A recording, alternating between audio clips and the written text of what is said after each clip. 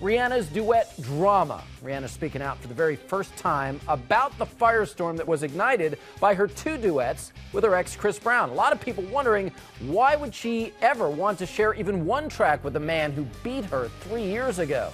Rihanna revealed the answer on Ryan Seacrest's radio show this morning. I reached out to him about doing Birthday Cake because that's the only person that really it made sense to do the record. Just as a musician, despite everything else, that was going to be the person. You know, I thought about rappers, and I've done that so many times, and the hottest R&B artist out right now is Chris Brown, so I wanted him on the track. And then in turn, he was like, why don't you do the remix to my track? And, you know, it was a trade-off. We did 2 records, one for my fans, one for his fans, and that way our fans can come together. There shouldn't be a divide. You know, it's music, and it's innocent. Okay, I get it. From an artistic perspective, I totally get it. Chris Brown is a top R&B singer, and so is she. But I want to bring in someone who can perhaps give some perspective to what Rihanna's saying here. Singer Aubrey O'Day in Hollywood tonight. Nice to see you, Aubrey. Currently, of course, starring on NBC Celebrity Apprentice. So tell me what you think. As a singer, look, I think that perhaps she's making a whole lot of sense, again, artistically. But she says she's trying to bring her fans and Chris's fans together. Even if it were a blockbuster idea, are you with me, Aubrey, that it sends mixed messages and really ends up being a bad move?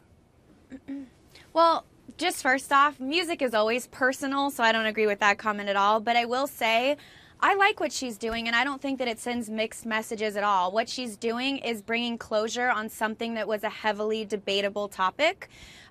When there are big public breaks, obviously I was part of Danity Kane in a big public break, the fans wanted to come back together. They want answers. They want to feel like there was closure on something that is, you know, a very difficult thing for fans of both of them to go through. And fans take things very personal, and I love that they're giving closure to everyone. Listen, breakups don't just happen because something bad occurs between 2 people that becomes public and they never talk again. We all know that that's not the reality, AJ. We want to understand what happens after that. Yeah, we want to understand how 2 people can come back together. I don't disagree with you. I think because of the difficult circumstances here, the fact that he beat her within an inch of her life, it would seem, I think it creates a set of extenuating circumstances, and it's not so black and white. And we saw all the outrage, as you know.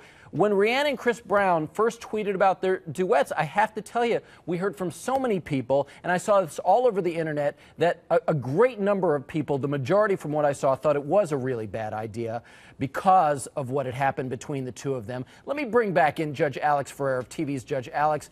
Judge, do you buy what Rihanna is saying here, or was this a bad idea in your mind all around?